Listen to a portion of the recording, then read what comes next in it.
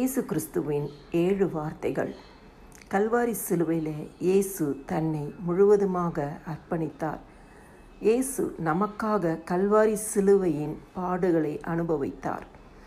இயேசு 7 வார்த்தைகளை பேசுகிறார். முதலாம் வார்த்தை லூக்கா 23வது அதிகாரம் 34வது வசனம்.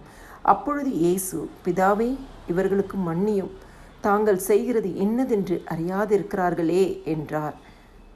கிறிஸ்துக்குள் பிரியமானவர்களே, ஆண்டவராகிய இயேசு கிறிஸ்து இந்த இடத்துல அடிகள் பட்டார், அவமானங்கள் பட்டார், அவர் சதைகள் கிழிக்கப்பட்டது, அவருக்கு முள்முடி சூட்டப்பட்டது, எத்தனையோ வகையான நிபச்சொல்களை அவர் மேல் வைக்கிறாங்க, காரி துப்புறாங்க. ஆனால் அது எல்லாவற்றையும் ஆண்டவராகிய இயேசு கிறிஸ்து மன்னித்து விட்டார்.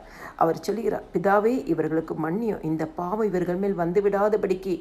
அந்த மரண வேதனையிலையும் அவர் ஜெபிக்கிற ஒரு தேவனாக, அன்பான தேவனாக, இரக்கமுள்ள தேவனாக, கிருபையுள்ள தேவனாக காணப்படுகிறார். ஜனங்களுக்காக பரிதவிக்கிறார். இவர்கள் அறியாமல் செய்திருக்கிறார்கள், இவர்களை மன்னியும் என்று சொல்லுகிறார். இன்னைக்கு நம்மளுடைய வாழ்க்கையிலையும் ஆண்டவராகிய இயேசு கிறிஸ்துவை போல எல்லாரையும் மன்னிக்கிற இருதயம் நமக்குள்ளாய் வர வேண்டும்.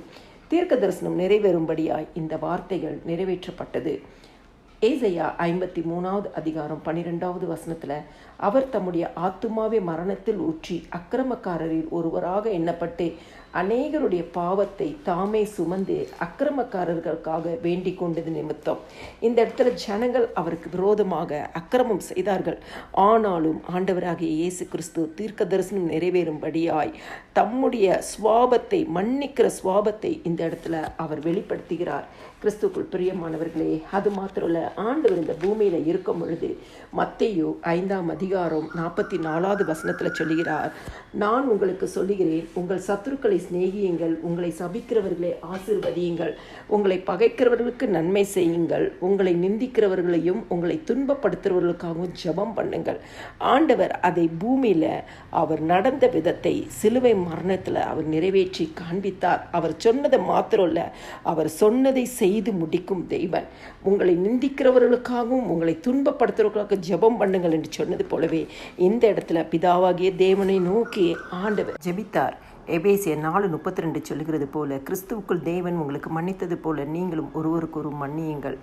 எல்லா துதியும் கனமும் மகிமையும் ஸ்தோத்திரமும் என் ஆண்டவராக இயேசு கிறிஸ்து ஒருவருக்கே செலுத்துகிறேன். ஆமேன்.